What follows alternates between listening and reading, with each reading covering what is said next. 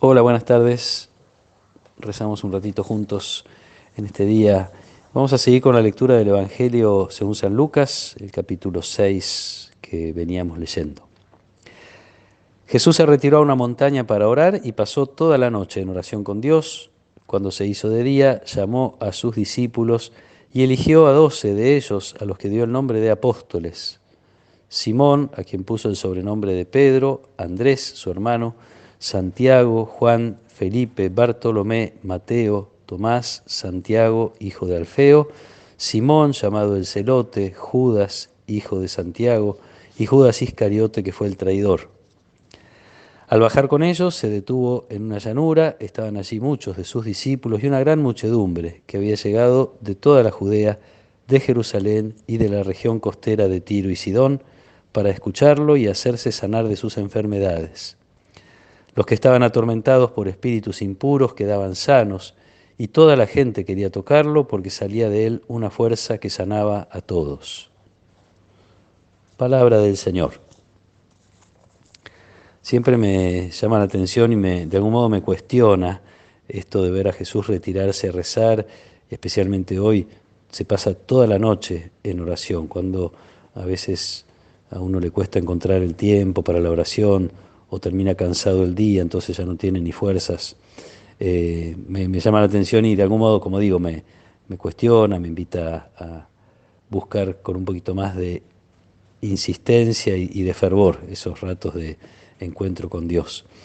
El único sentido de la vida de Jesús es la instauración del reino, para eso vive y para eso muere, y para eso vive, quiero decir, para eso enfrenta las distintas situaciones que enfrenta, de esa manera o con esa intención se encuentra con otros, con esa intención vive distintos momentos, con esa intención también es esta necesidad de estar con su Padre, de descansar en Él y también seguramente de, al menos en esta oportunidad, pedirle como una intervención especial, porque va a bajar y va a elegir a estos 12 de entre todos los discípulos y de entre toda la muchedumbre, elige a estos 12 a quienes les va a confiar la continuación de esa que es su misión. Los llama apóstoles, es decir, enviados. Después les va a decir, como el Padre me envió, yo los envío a ustedes. Después va a derramar sobre ellos el Espíritu Santo para que puedan seguir con esta tarea. Y comenzada esa nueva comunidad, con este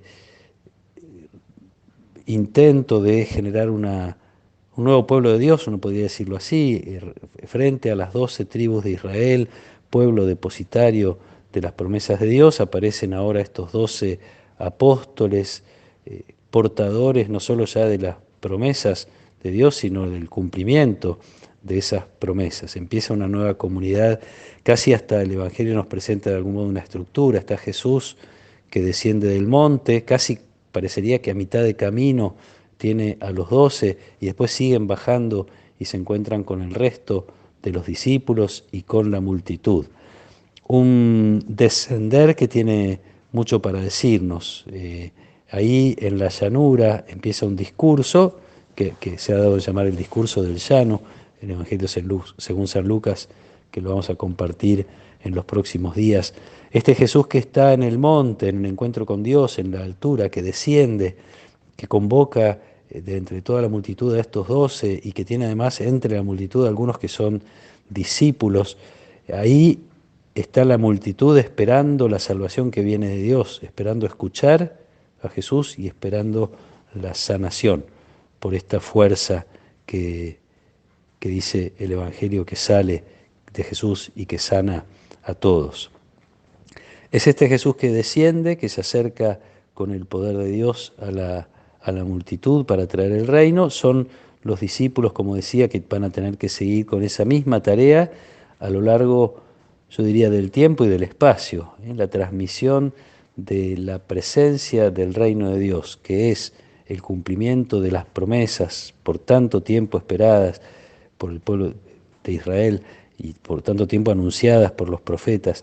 Las promesas se cumplen en Jesús, se siguen cumpliendo en estos 12 enviados, se sigue cumpliendo a lo largo de la historia, en distintos momentos de la historia en distintos lugares del mundo.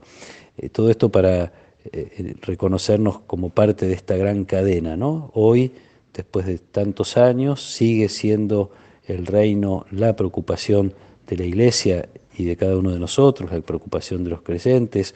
Hoy cada uno de nosotros es parte de la supervivencia, por decir de alguna manera, del anuncio del amor de Dios y de su reino. Somos parte de esta historia y de algún modo podemos sentir con placer, no con temor, yo diría con gozo, sentir esta responsabilidad. Había en aquel momento esos 12 hombres, ahora estamos somos nosotros quienes son responsables de que el anuncio de la buena noticia siga propagándose en el mundo. No se trata de ir demasiado lejos, seguramente se trata, como siempre, de vivir en lo cotidiano las cosas de Dios, en la familia, en el trabajo, en los lugares en los que nos movemos habitualmente, con esta preocupación o con esta vocación despierta, con esta preocupación de Jesús, que, como decía, es el único sentido de su vida. También para nosotros es sumamente importante. Lo más importante que podemos hacer en nuestra vida es hacer presente a Dios en la propia vida y en la vida de los demás. Asumir esta tarea que se ha confiado a los 12, llamado apóstoles. Espero que con el tiempo otros que no estaban en ese grupo también han sido llamados de esa manera. Lo hemos visto en San Pablo, fue llamado apóstol, Bernabé, uno de sus discípulos, tantos, y en todo caso podemos asumir también que desde que fuimos bautizados somos también eso, apóstoles, enviados por Jesús para hacer presentes las cosas de Dios. Ojalá esto nos alegre, nos anime, nos entusiasme y de alguna manera nos invite a cuidar nuestros ratos de oración, los momentos que dedicamos a fortalecernos en eso que es lo más importante de nuestra vida, que Dios nos regaló. Que el Señor nos acompañe en esta tarde, que Él nos proteja y nos bendiga. En el nombre del Padre, y del Hijo, y del Espíritu Santo. Amén.